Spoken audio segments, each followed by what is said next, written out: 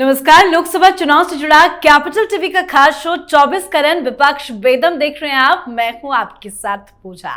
Capital TV अपने show में बार बार कहता रहा कि विपक्ष की कोई साजिश नहीं काम आने वाली।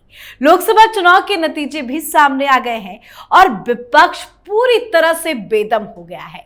लोकसभा चुनाव जीतकर सत्ता में आने से प्रधानमंत्री नरेंद्र मोदी को रोकने के लिए कांग्रेस और इंडी गठबंधन ने क्या क्या प्रपंच नहीं किया। ग्लोबल पावर्स की मदद से लेकर संविधान और आरक्षण के खिलाफ अफवाह फैलाने तक हर हथकंडा अपनाया गया। मोदी को सत्ता में आने से रोकने के लिए और भारत को कमजोर देश बनाने के लिए विदेश से अरबों रुपए फंडिंग की गई। सोशल मीडिया पर कैंपेन चलाया गया, सोशल मीडिया इन्फ्लुएंसर्स खरीदे गए। इतना सब करने के बाद भी वो मोदी को रोक नहीं पाए। यहां तक कि देश के भोले भाले मतदाताओं को हर महीने 8,500 रुपए के हिसाब से साल के 1 लाख रुपए देने का लालच भी दिया गया। अब विपक्ष की करतूतें गिनाऊंगी तो वक्त काफी लग जाएगा, पर यह साफ है कि विपक्ष बेदम हो चुका है। विपक्ष का एजेंडा एक्सपोज्ड हो चुका है और अब 9 जून को एक बार फिर से पीएम मोदी के भव्य राज तिलक की तैयारी है। पर इस हार के बाद विपक्ष में क्या चल रहा है बताएंगे आपको। राहुल गांधी अब किस एजेंडे पर काम कर रहे हैं, इस पर भी चर्चा करेंगे। मेरे साथ स्टूडियो में मौजूद हैं कैपिटल टीवी के editor in chief doctor Manish Kumar और एग्जीक्यूटिव एडिटर राजीव जी। आप दोनों का सर बहुत बहुत स्वागत है। धन्यवाद। धन्यवाद। नतीजों में तो विपक्ष का कोई एजेंडा, कोई पैतरा काम नहीं आया, लेकिन हार के बाद अभी फिलहाल विपक्ष में क्या चल रहा है? देखिए, पहले तो आपको मुबारकबाद, आपने इस प्रोग्राम को नाम ही दिया था कि विपक्ष बेदम। तो आज मैं सोच रहा था कि किस तरीके से बेदम हुआ है विपक्ष। बचपन में जब मैं कमेंट्री सुना करता था तो सुनील गावस्कर ये कहते थे कि भाई चौका मारना तो ठीक है, लेकिन चौका इस हिसाब से मारो कि जो फील्डर है बॉल को पीछा करता रहे और लास्ट में जाके वो चौका हो जाए। उससे वो थक जाता है, बेदम हो जाता है। विपक्ष का वही हाल हो रहा है। आखिरी तक, कल तक ये लोग जो है बॉल के पीछे भाग रहे थे। आज अमित शाह ने घुमाया ऐसा बल्ला 300 के पार, कोई कंफ्यूजन नहीं। बहुत सारे लोगों को कंफ्यूजन, कोई कंफ्यूजन नहीं। प्रधानमंत्री मोदी की एक स्ट्रांग सरकार बनेगी जिसको कोई ब्लैकमेल भी नहीं कर सकेगा। भूल जाइए कि प्रधानमंत्री मोदी के ऊपर ये जेडीयू वाले और टीडीपी वाले और इधर वाले उधर वाले कोई दबाव दे करके उनकी नीतियों को इन्फ्लुएंस कर सकते हैं। Absolutely no. मजबूत सरकार बनेगी, पहले दिन से आप देखिएगा जो डंका बजना शुरू होगा। क्यों? 300 से ज़्यादा सांसदों का समर्थन ऑलरेडी आ चुका है। जैसे जैसे घंटा बढ़ रहा है समर्थन बढ़ता चला जा रहा है। 1-2 और बड़ी खबरें आएंगी, 1 महीने में सब कुछ सेटल हो जाएगा। फिर वही ढाक के 3 पात, फिर वही राहुल गांधी उसी तरीके से फिर यात्रा निकालेंगे, फिर ये करेंगे, फिर वो करेंगे। ये क्यों मैं कह रहा हूं? क्योंकि कंफ्यूजन जो है वो फैलाने की कोशिश की जा रही है। बिल्कुल, कंफ्यूजन तो अब सब कुछ खत्म हो चुका है। पीएम मोदी 9 तारीख को शपथ भी लेने जा रहे हैं, लेकिन राहुल गांधी जो आज प्रेस कॉन्फ्रेंस करके एक नया घोटाला गिना रहे हैं, ये सब अब उनका क्या एजेंडा है? देखिए, राहुल गांधी ये कहा जाता है बौरा चुके हैं जी। ये कनक कनकते 100 गुना मादकता अधिकाय, ये पाए बौरात हैं ते खाए बौरात। ये प्राचीन कहावत है, हमारे यहाँ परंपराओं में चलता है कि देखिए जब थोड़ी सी सफलता मिल जाए तो उस सफलता को बैलेंस करना बड़ा मुश्किल होता है। राहुल गांधी को लग गया 99 सीटें मिल चुकी है, अब कुछ ऐसे ही घटिया मुद्दे उठाओ, लोग और जुड़ेंगे और उसके बाद राज्यों में ऐसे ही फ्री की घोषणाएं करेंगे। कुछ घोटालों की बात करेंगे जो घोटाला हुआ ही नहीं, उसकी जांच की बात करेंगे जो जांच की नहीं जा सकती। ये स्टॉक मार्केट घोटाले की बात कर रहे हैं कि क्या हुआ, प्रधानमंत्री मोदी ने कह दिया इन्वेस्ट करो, अमित शाह ने कह दिया इन्वेस्ट करो, और इन्वेस्टमेंट क्या हुआ, ये एग्जिट पोल से इन्फ्लुएंस हो गया और फिर एग्जिट पोल जब रिजल्ट में तब्दील हुआ तो उसके बाद शेयर मार्केट डाउन हो गया।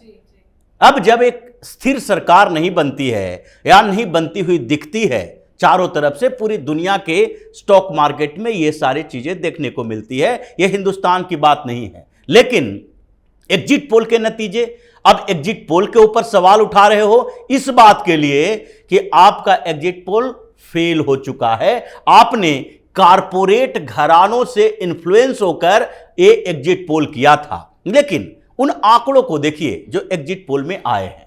अगर 3-4 स्टेट की बात छोड़ दें, जैसे महाराष्ट्र में, पश्चिम बंगाल में और उत्तर प्रदेश में, इन 3 स्टेट के अलावा किसी भी जगह पर ऐसा नहीं है कि जो एग्जिट पोल के नतीजे आ रहे थे उससे बहुत ज्यादा इधर उधर हुआ है। चाहे बिहार हो या फिर साउथ इंडिया की बात करें, वहां पर केरल जैसे राज्य में जो एग्जिट पोल ने बताया था 1 से 3 सीटें, 1 सीट भारतीय जनता पार्टी को आ गई।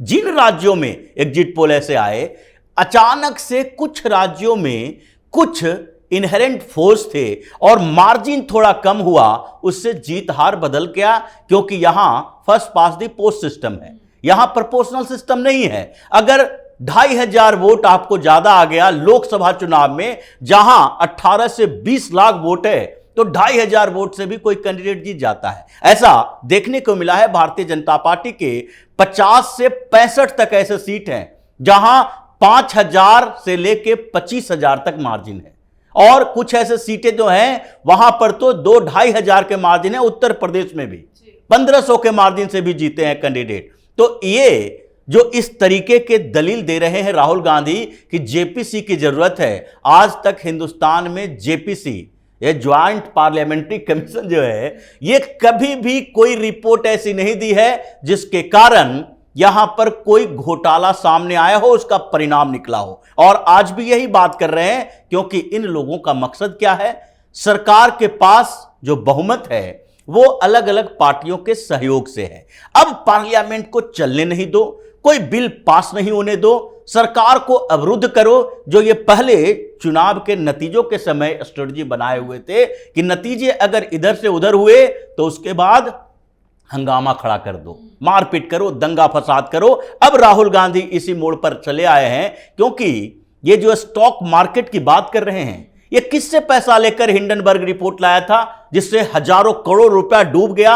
लोगों का, इन्वेस्टर का ही पैसा डूबा था। ये अडानी का पैसा नहीं डूबा, इन्वेस्टर का पैसा डूबा था। ऐसे कई मौके पर इन लोगों ने ऐसे ऐसे घटिया काम किए हैं जिसके कारण स्टॉक मार्केट है जो अनस्टेबल हुआ है। और चिदंबरम के समय की बातें अगर सामने आ जाएगी तो फिर तो राहुल गांधी मुंह दिखाने के लायक नहीं रहेंगे, जो घोटाले यूपीए 1 यूपीए 2 के समय में हुआ है। इसलिए ये अभी पागलपन के दौरे पे हैं। इनको बौराहट आ गई है कि अब कौन सा मुद्दा लाए कि अचानक से सरकार बैकफुट पर आ जाए। बिल्कुल, और बड़ा झटका तो यही है कि वो प्रधानमंत्री नहीं बन पाए हैं, लेकिन एक अपडेट सामने आ रही है कि वो लोकसभा चुनाव में लोकसभा में विपक्ष के नेता चुने जाएंगे। एक और सवाल मैं आपसे पूछना चाहूंगी, अरविंद केजरीवाल ने चुनाव प्रचार के दौरान कहा था कि हमारी कांग्रेस पार्टी के साथ कोई परमानेंट मैरिज नहीं हुई है। अभी खबर सामने आ रही है कि दोनों के रास्ते अलग हो गए हैं। बिल्कुल अलग हो गए। ये न पहले साथ में थे, न अभी साथ में है।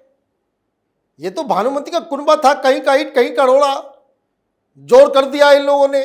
भाई इंडी गठबंधन थी, कोई एक अलायंस था, तो पंजाब में आपस में क्यों लड़ रहे थे? बंगाल में आपस में क्यों लड़ रहे थे? केरल में आपस में क्यों लड़ रहे थे? भाई आप किस तरह का अलायंस क्रिएट कर रहे हो कि आपस में ही लड़ रहे हो और बोलो अलायंस भी है। अब आपने बहुत ही पर्टिनेंट सवाल किया। दिक्कत क्या हो रही है कि आज सवेरे सवेरे ये संजय राउत के घर के अंदर मीटिंग हुई, उसमें कांग्रेस के लोगों को नहीं बुलाया गया। वहां गया कौन? तो टीएमसी के डेरेक ओब्रायन गए, वहां अखिलेश यादव स्वयं पहुंचे, राघव चड्ढा पहुंचे, स्वयं शिवसेना के तो थे ही ये। तो ये सारे लोग एक जगह इकट्ठा होकर के क्या डिस्कस कर रहे थे, मीडिया में नहीं बताया, लेकिन सूत्र बता रहे कि भाई इन लोगों का ये है, ये मांग है जो कांग्रेस लीडरशिप को दे दिया गया है कि आइदर राहुल गांधी या कांग्रेस पार्टी का व्यक्ति लीडर ऑफ अपोजिशन, क्योंकि अगर हम अलायंस है तो अलायंस के रूप में भी हमको वहां पे एक साथ पार्लियामेंट के अंदर बर्ताव करना चाहिए। इफ यू वांट कोऑर्डिनेशन तो हमें कन्वेनरशिप चाहिए, नॉन कांग्रेस कन्वेनर किसका? इंडी अलायंस का। और इन लोगों ने कहा कि हमें ममता बनर्जी बना दो, ममता बनर्जी को अलायंस का कन्वेनर बना दो। अब ममता बनर्जी ने कल उनका फोन आया था ना, उनका बयान आया था कि मैं तो फोन कर रही हूँ, राहुल गांधी फोन ही नहीं उठा रहे हैं। राहुल गांधी फोन क्यों उठाएंगे? उनको मालूम है कि अगला क्या मुसीबत जो है सिर पड़ने वाली है। लोग कहेंगे भाई कन्वेनर, आदर तो लीडर ऑफ अपोजिशन ले रहे हो तो कन्वेनर नहीं रहोगे। और कांग्रेस पार्टी ये चतुराई चाहती है कि ये सारा कुछ कैसे, जैसे यूपीए की जो चेयरपर्सन सदा के लिए वो सोनिया गांधी थी, उसी तरह से कांग्रेस के पास भी रहे, लीडर ऑफ अपोजिशन भी हमारे पास रहे। ये सारी चीजें वो खुद अपने पास रखना चाहते हैं, तो वो पॉसिबल नहीं था। इसलिए 3-4 लीडर्स ने आज स्टेटमेंट दिया। मॉर्निंग 10 से 11 बजे ये मीटिंग बुलाई गई। 1-1:30 बजते राहुल गांधी के नजदीकी लीडर्स जो हैं वो बयान देना शुरू किए। पायलट साहब का बयान आ गया। उन्होंने क्या कहा कि ये इंडी गठबंधन को सबसे बेहतरीन तरीके से राहुल गांधी ने लीड किया। राहुल गांधी की वजह से इंडी गठबंधन जो है इतना बेहतर परफॉर्म कर सका। बाकी सब बेवकूफ हैं। भाई तुम्हारा क्या योगदान है बंगाल में? तुम्हारा क्या योगदान है तमिलनाडु में? तुम्हारा क्या योगदान है यूपी के अंदर में? लेकिन ये बयान क्यों? बयान इसलिए कि वो माहौल तैयार किया जाए कि राहुल गांधी इज बैक, राहुल गांधी शेर आया। और इसीलिए उनको प्रोजेक्ट करने के चक्कर में वो शाम में प्रेस कॉन्फ्रेंस भी करवाया गया कि कुछ नहीं है, इसी पे कर देते हैं, इसी पे करते हैं। लेकिन आपको सामने आकर के मोदी को अटैक करना पड़ेगा, सो दैट हम ये कह सके कि नहीं बाकी लोगों को नहीं। और जब ये सारी चीजें होने लग गई, राहुल गांधी सामने आ गए, तो उधर से गोपाल राय आ गए, बोले हमारा गठबंधन खत्म हो गया, बस लोकसभा चुनाव तक के लिए था। मतलब आप ये समझिए कि कैसे ये सिर्फ टेलीविजन चैनल पे हाथ ऐसे खड़ा कर देने से गठबंधन हो जाता है। आपके पास तो आपके गठबंधन में अभी तक आपका लीडर कोई नहीं है। अगर खुदा ना खास्ते अगर सरकार में आपको अगर आ गया होता तो भगवान बचा दिए देश को। अगर 272 ले आए होते तो अभी तलवारें चल रही होती कि कौन बनेगा प्रधानमंत्री, कौन बनेगा गृह मंत्री, किसके पास माल कमाने वाला जाए। तो ये हकीकत है कि ये लोग आपस में अब लड़ना शुरू करेंगे। गठबंधन था, लड़ लिए, जो होना था वो हो गया। अब 5 साल तक ये आपस में ही एक दूसरे को गाली देते रहे। मतलब नतीजे आ गए हैं तो मारधाड़ लड़ाई भी शुरू हो गई है। राजीव सर, आपको क्या लगता है कि कांग्रेस पार्टी को लेकर विपक्षी दलों में अब क्या चल रहा है? और एक चीज आपसे समझना चाहेंगे, ये राहुल गांधी ने जो महिलाओं को खटाखट पैसे देने का वादा किया था, अब तो महिलाएं लंबी लंबी कतारें लगा के, लाइन लगा के खड़ी हैं कांग्रेस दफ्तर के बाहर, अब क्या करेंगे? अभी तो कांग्रेस की ये पतन की शुरुआत है जी। अभी ये और शुरू होगा और इसके बाद उनके खिलाफ एक विद्रोह होगा। महिलाएं गुस्से में बोलना शुरू करेगी कि राहुल गांधी ने बेवकूफ बना दिया। हकीकत तो यही है कि इन लोगों ने बेवकूफ बनाया है। भोली भाली औरतें जिसके पास ये भी जानकारी अभी तक नहीं है, कई महिलाओं के पास, कि ये चुनाव लोकसभा का हो रहा है, विधानसभा का हो रहा है, ये भी जानकारी नहीं है कि इसमें जीतने के बाद प्रधानमंत्री बनेंगे कि मुख्यमंत्री बनेंगे, हमारे नेता कौन हैं, किस पर बटन दबाना है। लेकिन इन लोगों ने एक ऐसी बातें कह दी जिससे कि सामान्य महिलाएं कंफ्यूज हुई है। और ज्यादातर मुस्लिम महिलाओं की बात है। देखिए कर्नाटक में बैंक अकाउंट खुलवा रही है कांग्रेस के दफ्तर पर, सब बुर्के वाली महिलाएं पहुंच रही है कि भाई हमने वोट दिया है, अब तो 1 लाख देना पड़ेगा। अब देख कांग्रेस पार्टी या राहुल गांधी ये 5,000 करोड़ रुपया जो डकार के बैठे हैं नेशनल हेराल्ड का, इन लोगों को तो देना चाहिए। ऐसे सुप्रीम कोर्ट में विवाद चल रहा है। और उसके साथ चुनाव आयोग ने भी एक नया फॉर्मेट बनाया है। कई अभी रिफॉर्म बाकी हैं जो मोदी सरकार आगे करने वाली है कि आप अगर कोई इस तरीके के वादा करते हो तो उसमें आपको बताना पड़ेगा कि उसके लिए सोर्सेस कहां से लाएंगे और ये संसाधन जुटाएंगे या फिर अपने पार्टी के पैसों से खर्च करेंगे।